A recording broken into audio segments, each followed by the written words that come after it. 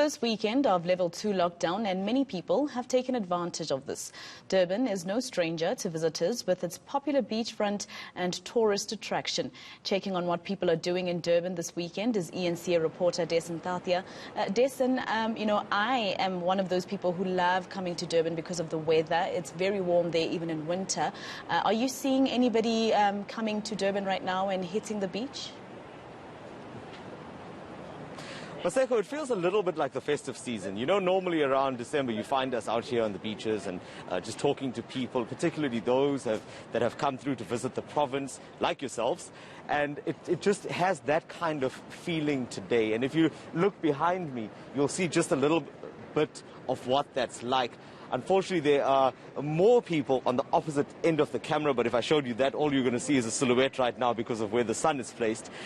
But one of the things that I've picked up so far is that although swimming is not allowed on these beaches just yet, it seems like the temptation has been too much for those that have come out after all of these months under lockdown, particularly the kids. They are making their way into the water. I've seen a little bit of swimming on the other end of this beach as well, and it appears that there is some sense of the rules are slightly relaxed in a sense because no one has come forward and asked these people to leave. But as a whole, the tourism sector and the hospitality sector in Durban, which relies heavily on that, is starting to make a very slow recovery. And I want to bring into the conversation Philip Sithole with Durban Tourism.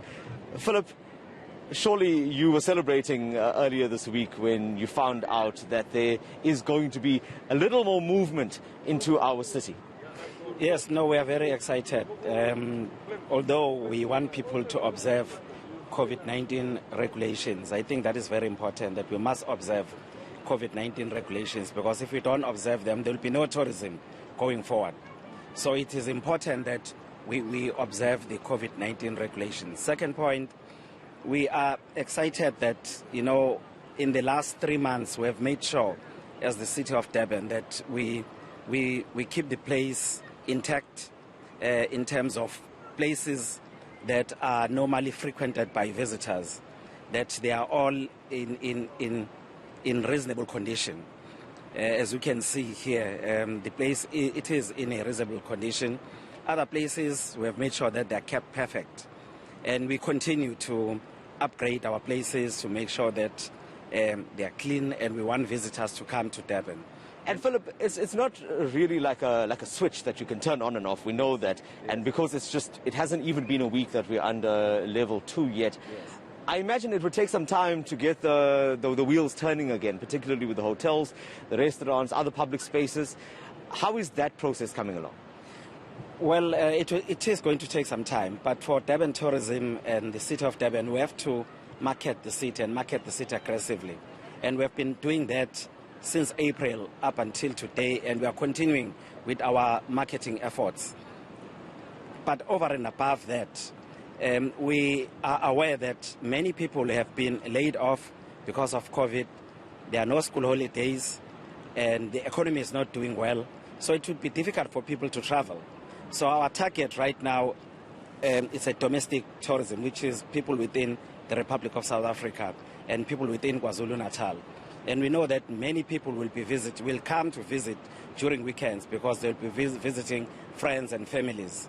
But we anticipate that around October, November, the graph is going to go up. People are going to start coming in. And if everything goes well and the number of infections, they keep on going down, we are expecting that by the festive season, beginning of December, we should be seeing an upswing in terms of visitors. Surely the festive season this year will not be like other festive seasons, but there will be an increase. And I'm excited that hotels have already started to clean up, and some of them are already open, and others are doing very well. Philip, for many people that are from outside the city and for those in the city, the Durban July has always been a huge event on the calendar, and the city, as a result of this year being a virtual event, so to speak, has obviously taken a knock. But overall, over these past few months, do you have any sense of how much of a financial impact it's had and how aggressive that recovery plan is going to have to be? Well, we have made sure that we work with the business partners. We're working with the Durban Chamber of Commerce and Industry. We are working with Growth Coalition, KZN Growth Coalition. We are working with various other partners like SATSA and the Tourism Committee within the Durban Chamber. And we are also working with community-based organizations. We call them community tourism organizations. And we have provided funding to community tourism organizations to market their areas extensively. We are now here in Umhlanga. Umhlanga Tourism has funding from Durban Tourism to market this area.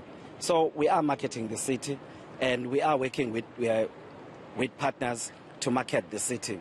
But in as much as we are doing the marketing, people, they want to know, what is new in Durban? If I come to Durban, what is the cost of coming down to Durban? And I know that the industry is putting together good packages that's in a few weeks' time they will be releasing to tourists in terms of discounts if you make your bookings early. These are some of the things that we are doing with the industry. But over and above that, we are also working with local talent, because creative industry is important. We have worked with them in the last 4 months in promoting products. We are going to continue to work them as our ambassadors to tell a good story about Durban. Thank you very much, Philip Sithole. Maseko, I hope you were listening. It sounds like there will be some opportunity for you to once again visit Durban. He's talking about some packages that will be put together to attract people to the city. I guess some may say that if it wasn't for COVID-19, Philip has a fairly easy job. This is a beautiful place to market. So hopefully we'll be having a very different conversation in the coming weeks, provided that those COVID-19 numbers come down in KZN. Well, I'll definitely be there. Thank you, Dasen Thathiah, joining us live there from Durban.